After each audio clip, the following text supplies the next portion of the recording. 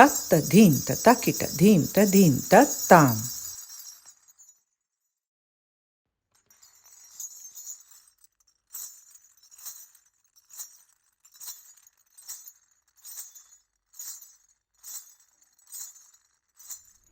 Indian dance is a very important and ancient practice of goddess wisdom. And in this aspect, it points to some ancient philosophies where the goddess had a central role, or the goddess principle was central to them, such as Sankhya. So, for example, in Sankhya, the nature of reality, of everything that is manifest, of all of form, the cosmos, which includes our consciousness, all of that is feminine.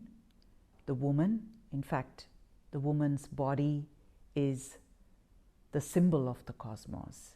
It is actually the manifestation of the principles and the essence of the cosmos. And of course, this was divine, and hence the goddess wisdom or the goddess principle.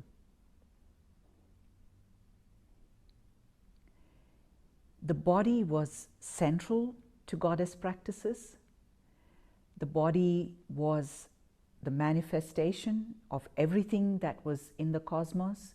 So in other words, whatever is out there is already here in the body, and it is through an inquiry into the body, through an inquiry with the body, that we understand, that we experience, that we perceive the nature of everything else, the nature of reality, the nature of nature itself, the nature of the cosmos, the nature of consciousness.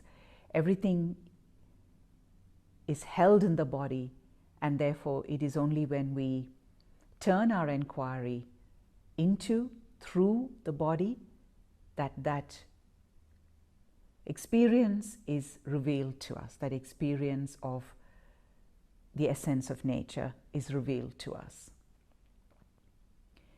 In the ancient Sankhya texts, Prakriti, which is the name of the goddess principle, Prakriti is the dancer. And so there was an intimate relationship between ancient Indian dance and this philosophy, this vision of reality as goddess. Indian dance was both the expression of the goddess as well as the way to invoke the goddess. At the heart of Indian dance is the 108 Karanas, which are movement constellations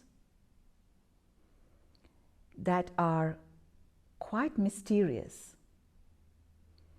And they're mysterious because they propose to hold feelings and sensations, but they do not offer any story or narrative.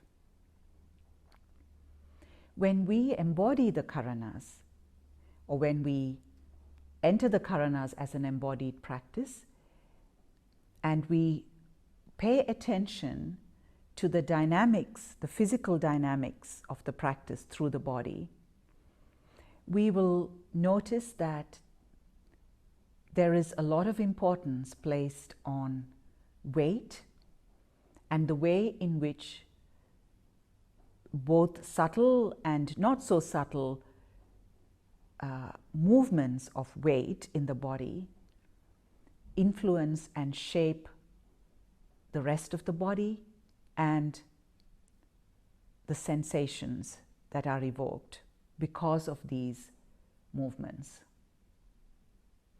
And what we find is that those sensations are very subtle, they're deep, they're recognizable, but we are unable to pin them, to name them, or to find words or a language for them. So they are like those primordial sensations that are beneath the level of the feelings that we have named and storied. So it's like they drop beneath the stories and beneath the words. And they are like a doorway that opens up into this experience of spaciousness, of the sensory sensation that is spacious. And this is that experience of liberation, that experience of expansion. An expansion and a liberation out of the words, the labels, the stories that have really constrained us, that have imprisoned us.